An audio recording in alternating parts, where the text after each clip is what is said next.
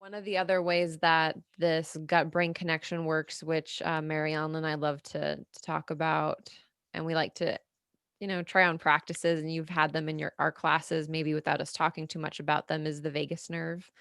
The vagus nerve is another one of those um, parts of us that have some neural control over our digestive system.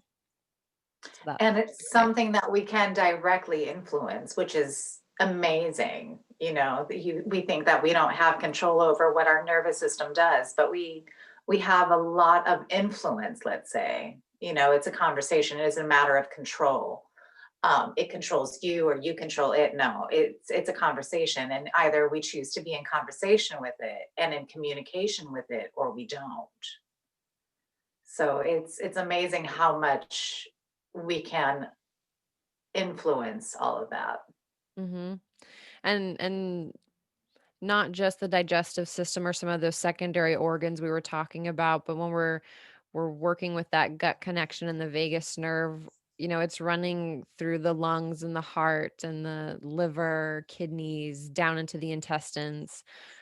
So there's a lot of connection through a lot of the viscera or organs of our body and all these other systems that are working right. It's again never independent of each other. Interdependence, it's a huge word right now. Interdependence on one another and within our systems. So, yes.